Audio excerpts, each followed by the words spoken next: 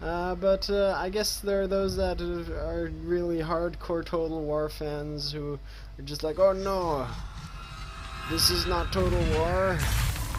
And you know, that's fine. It can be its own thing if you want it to. So let's sack this village right here. We got a talisman of endurance. Those that wear the talisman of endurance can tolerate wounds and pains and suffering far in excess of mortal norms. So keep in mind, by the way, as we go along here, that English is in fact my second language. So I am gonna mess up every once in a while, and I do apologize about that. But you know, heck, maybe you'll come here for my to hear my mess ups, or screw ups. Alright, let's awaken this tribe. That's gonna make them my allies. I know it's kind of a dirtbag move to sack them and then awaken them, but it's what we do. We're chaos. We captured it for chaos. Alrighty. And I know you're probably thinking like, what? Chaos? They're not supposed to have allies. But the thing is, these Norse guys over here, the North people, they are practically chaos tribes just waiting for me to come and awaken them. So yeah, I mean, chaos can ally with chaos. Why not? Alrighty, let's go ahead and skip to our next turn here. Oh, we have some skill points to put out first. So with these skill trees, you have this this skill tree right here will increase your power as like your single combat power of your leader. This one is gives your leader different spells. This one increases your leader's lord's capability as a leader, giving him more leadership and boosting your troops, basically. And this one is just random stuff like growth, which is actually pretty nice. I haven't actually seen that one there before. Goodness, got some water in the wrong pipe. Alright. I think, however, I am going to go with... Goodness, my apologies. I'm going to go with the warrior path here. Oh my gosh. Yeah, I'm gonna go with the warrior path here, hoping to basically make my leader indestructible. And afterwards, I'm thinking we'll go with this one up until we get 3 points in the Tribes of Chaos, and then we will go with the leadership one right here. So yeah, that should be fun. So even though we don't have cities as the Chaos, basically your Chaos Horde is a city in and of itself. So you're when you enter encampment mode, as I did earlier, you can actually build buildings on your lord. So that's basically what's going on here. I mean, you can see that we have this little tower right here, and that's basically our little camp right now. So this is what I did to do an encampment stance. You get this thing up and you see the different stances here. So we can't move while we're encamped, but we can build. And one thing that I really like about Chaos is that every building only takes 1 turn to build. One thing that I really don't like about Chaos is that you will be using up your population surplus when you build buildings. So, for instance, now we just used 3 population surplus to upgrade this building and this building right here. And as you can see, this one costs 4 population surplus, and with other races, population surplus is something that kind of just stays there, and when you have enough population surplus, you can build everything that costs that much population. But with the Chaos, when you use the 4 to build this building right here, you get rid of the 4. So as you can see, now I'm back to 0 population. which is kind of a drag, honestly. Anyways, we just built a new building, giving us some new units that we can get. So we're gonna go ahead and get one of everything here, or two of everything here. Now the Chaos as well are really dependent on sacking and raiding for their income. They don't get much income from just the regular. They don't get much regular income. They have a base of 2,500, but that is as much as you're gonna get for a base income as well. Other than that, you have to raid, you have to sack villages. Basically, we are Vikings, which is fitting as I'm Norwegian. So we are Vikings, and we're off to everywhere to raid and pillage.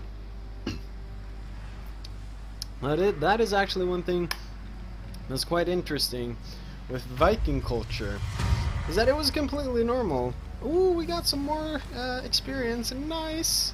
But yeah, it was quite normal in Viking culture for one village to just kind of sit there and be like, huh, we need food and women. This other village over here, they have food and women. And this would be another Viking village. They have food and women. We should go and take their food and women. And then they go and take their food and women. And then the other village that just got pillaged, they're like, huh, they don't like have any bad feelings or ill will towards the other tribe. They realize that, hey, these guys, they needed food and women. Now they're sitting there and thinking, huh, we need food and women. Let's find let's go to this village over here, which would be like a third village, and take their food and women. So it'd just basically be this little pillaging chain. So I mean, Vikings were hilarious in their own right. Anyways, we got this beast tamer guy. There are many monsters in the northern wastes, creatures that will eat a man no matter which god he worships. A tribe's beast tamer, can bring such monsters to heal if he has the talent. So I hope this guy indeed has the talent, because otherwise I'm going to feed him to my war beasts. Warhounds, sorry. So yeah, let's go back to our normal stance right here, and we'll head towards Frozen Landing.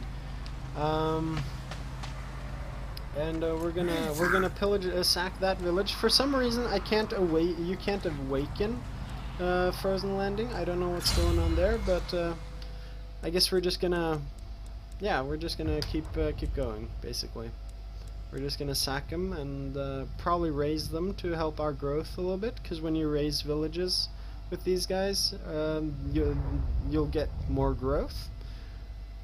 Alrighty. So we're gonna go with damage. I like damage. Damage is good. Next turn. So far I really like this game. I like the detail that they've put into the battle system and everything.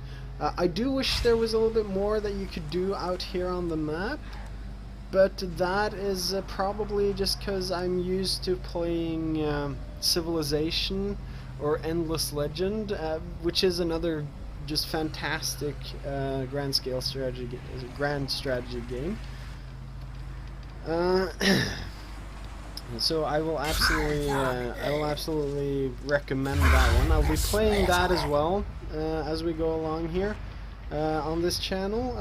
You'll see a bit of everything. So I'm not only gonna do grand strategy games. I'm gonna do some roguelites and some other more action-packed games, I guess you could say. But because grand strategy games are my favorite types of game, we're going to be playing some of those as well. And I just hope that you guys can enjoy this with me, basically. So we're now going to be fighting Viggo Spearbreaker. He is Viking. Do you see his beard? Is fantastic.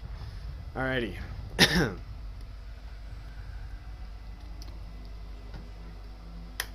So we are now in the battle. We're gonna do the gamble because if we lose the gamble, we're gonna lose some power, but that's okay.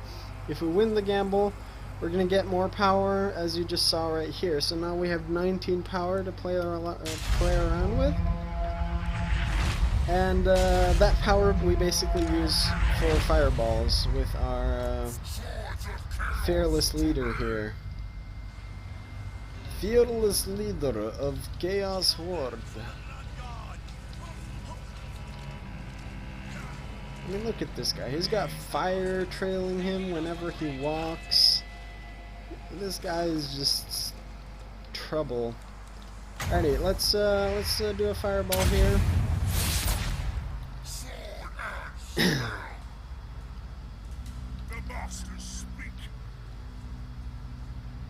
Let's fast forward a bit here. There we go. Alright, let's see. A for effort. A for effort. Kinda whiffed that one, bruh. Alrighty, so they're coming towards us right now. Let's try to cast another fireball over here. That's not quite where I aimed, but sure. I guess he still hit the units.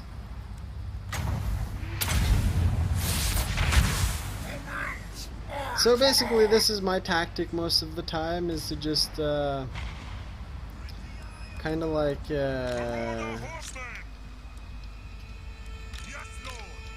alright, so we're gonna go ahead and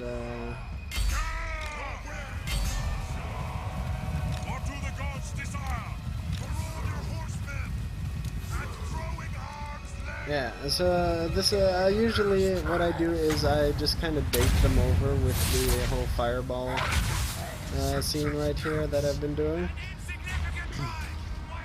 Alright, so now we move back and we charge in with everything.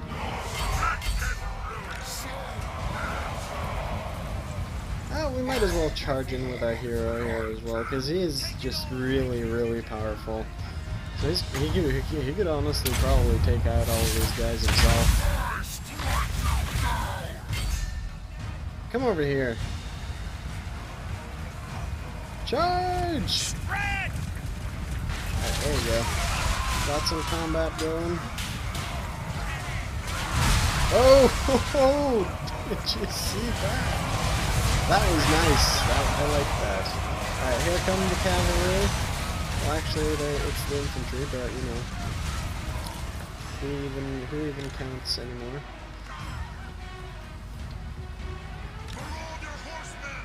Alright, let's get these marauders right here. Marauder horsemen. Let's get the marauder horsemen over here. What? Oh, those are enemies. I was like, why are you guys retreating? We're like dominating over here.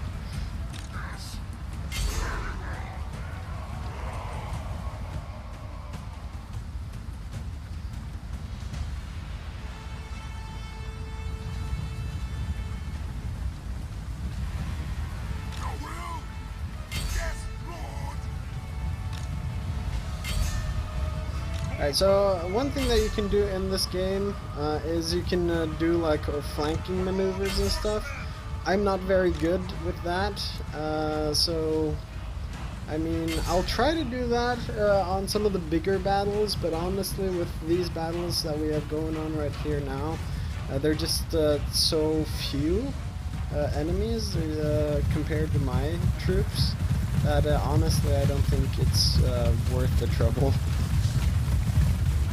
Alright, let's look at our Warhounds going here. Oh, and they're charging in. Boom! Man, this game is so awesome. You can just follow your troops around. Just look at the carnage going on over here. Alrighty, that gave us the victory right there. Get on the battle there. Crushing defeat by for those guys. I mean, 20 for 342. Goodness. We are completely dominating them, which is no big surprise. You know, we have stronger units. We have our Lord character who's just ridiculously overpowered, and yeah, all in all, we're better than them in every aspect.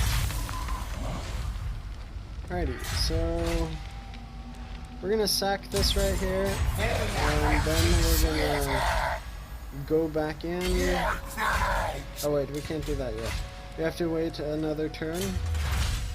Yeah, we'll do more post-loot, post-battle loot. We don't really, I don't see the point of getting negative 15% for Marauder units, because they're already pretty cheap. So, we're not going to go with that one. So after this technology that we're researching right now, we're going to hop over to the next tier of technology, which would be the Lure of Dark Promises. Right. So I'm thinking if we can survive that long, we're probably going to go until turn about 50 in this game, or yeah, in this session. Hopefully we can get some fun stuff done by then. Alrighty, so now we are going to attack right here. And we're going to do the auto-resolve because, I mean, this is kind of pitiful right here. So we're going to auto-resolve, obvious victory right there.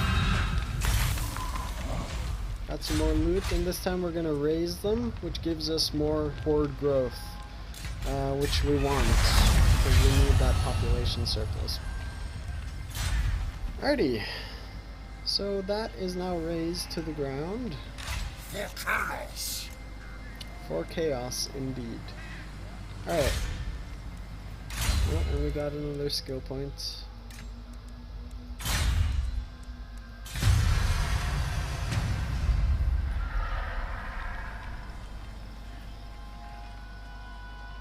Now we're gonna try to go to gosh dang, why can't I move my...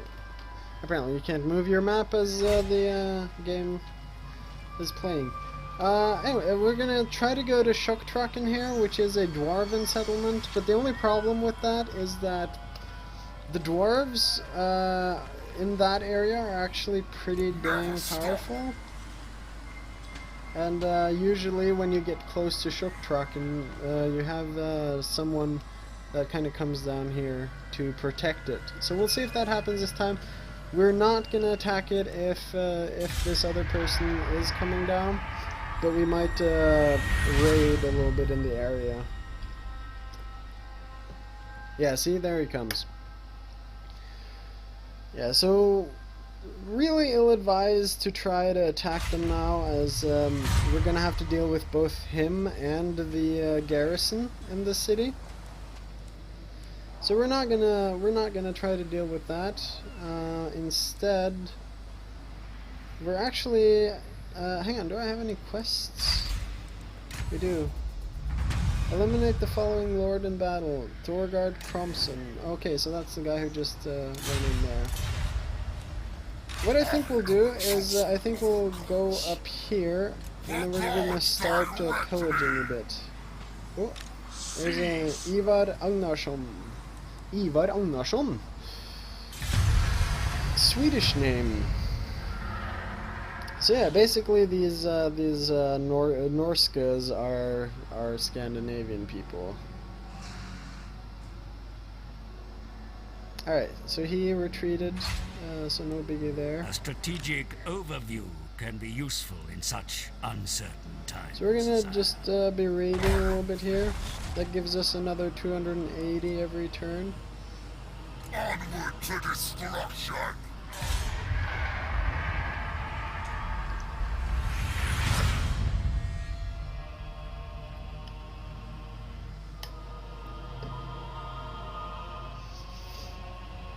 The Vargs. Alright, so the Vargs are probably a little bit mad, as I just awakened these guys and then destroyed this thing that was also theirs. So we might have to fight them at some point here.